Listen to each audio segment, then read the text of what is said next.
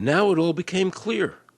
I understood why the IRS wouldn't go on camera and talk about where the law was. I understood why all the senators I called refused to be interviewed. There is no law. And now you know what our political leaders and the courts have known for decades and have tried to cover up.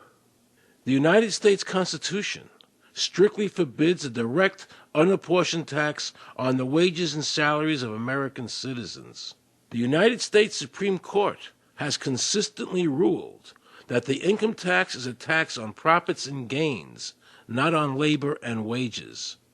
On behalf of the American people, I challenge the IRS to show me a statute that allows a direct, unapportioned tax on the wages and labor of the American people. And if I'm wrong, I will give my most humble apologies to the IRS. If the IRS is wrong, and there is no law, then every person who's been jailed should be let out of jail immediately, and any assets seized should be returned to their rightful owners. If this is a nation of laws and a free country, then the IRS should show the law to the American people. I felt an overwhelming need to understand why juries were finding innocent people guilty of not filing a tax return when there was no law requiring them to do so. So I went to talk to Marcy Brooks, a juror who used her common sense and did not allow the judge to railroad the jury into a guilty verdict.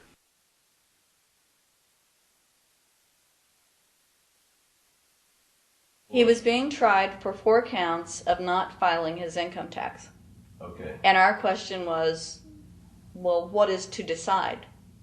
Either he did or he didn't. It never occurred to us that he might actually be innocent while at the same time not filing. In the federal government, it is not a felony not to file taxes. Finally, they said, okay, if we're going to get this guy, we're going to have to put it in the state. They called up the IRS agent, Agent Craner. Craner? Yeah. Robert Craner? Mm-hmm. This is Ken Doherty. He's also an investigator with the Illinois Department of Revenue. This is a request for a copy of the delegation of authority order. Right, and I talked to my boss about that, and he said that my badge is that. Badge is the authority. I thought it had to be in writing. The last question that the defense asked him was, did you write any of this down? And Agent Craner looked right at him and right at us, and he said, I never wrote anything down. And yet when we saw the video, there he was, writing notes, you know. And so I'm thinking, okay, at this point, the judge is supposed to say, Agent Craner, it is clear that you have committed perjury. It wasn't even noticed. It finally came to the climax. Mr. Harrell looked right at the prosecutor, and he said, I will tell you the same thing I have told over and over again to government officials. You show me the law that requires me to file a tax return, and I'll be glad to do it. And again, I asked, under what is the requirement that you claim and are required to do these things? And the requirement under the regulations is what section? My question to you is, what particular act are we discussing here that I am liable to do these things that you claim I'm liable to do? Your exact question would be again? Okay, what is the section that what? But I guess I'm still not understanding your question, Mr. Harrell. Well, you must be familiar with what that you have the police powers to enforce. Yes. The prosecutor absolutely ignored him.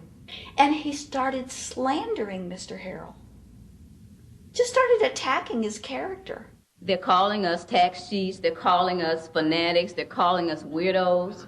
I don't care what you call me, but I have one question. Where is the law? Show me the law. They can't let this turn into a rational debate, because if they do, they lose it. So they have to insult people and say it's frivolous. We felt like that there was an overall arrogance and that they were railroading Mr. Harrell. and wanting us to participate. Judge Coogan. He looked right at us and he said, "I will instruct the jury according to the law." We were sent to deliberation. The judge promised us that he would give us the law. And we looked and we looked, and it was not there. We wrote a note to the judge asking for a copy of the law. 10 minutes later, we get a note back. "You have everything you need." But there was no law.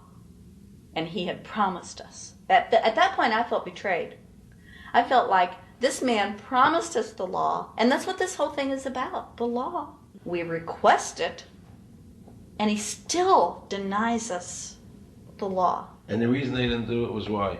Because there is no law. Remember, we're talking about the Illinois state law here, okay, which is a law in Illinois. So we got out that law, and we read it several times, and I said, "Okay, wait, because they kept saying, but this is a law in Illinois." And I said, "Look at the beginning of it. It says, anyone required to file a federal income tax return is required to file an Illinois tax return."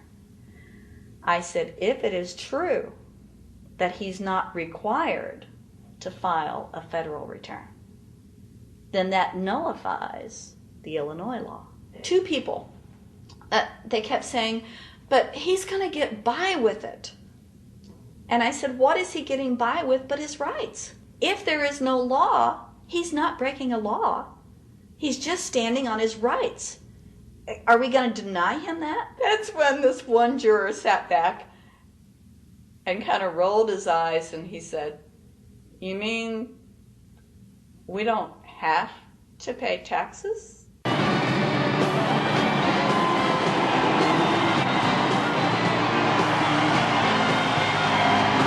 All of a sudden we realized that this trial was much bigger. And the ramifications of this trial were going to be so broad if it actually got out. I mean, it's like we had just discovered this great government secret. And so when we came out for the delivering of the verdict, the judge was, I'm sure, even at this point, I'm sure he still thought we would give a guilty verdict. And the reason I say that is because of the look on his face when the first not guilty was read. His face just turned white. I mean, it's like, I don't believe this. The second time, you could hear people out in the audience, just in the courtroom, just going, "Wow!" And the judge is just getting red in the face. I mean, he was just livid. And the judge got up and left. I sat there and I thought, this truly is a victory for the people. And I have never felt more patriotic. And I knew that we had done the right thing. I looked at that man, Mr. Harrell, and I thought, the system might not work all the time, but this time, for that man, it did. In November 2004, the government arrested former IRS criminal investigator Joe Bannister. They charged him with fraud for telling the American people the truth about the income tax laws. The jury obviously agreed with Joe.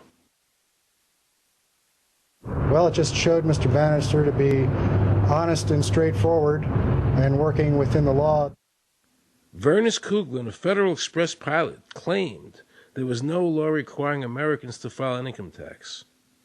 She also won in court. 24 people were criminally charged by the IRS because they claimed there was no law requiring them to file an income tax return. The fact is, neither the judge, nor the prosecutor, nor the IRS could bring that statute in there because it's not in the books. The jury came back with an acquittal for everyone.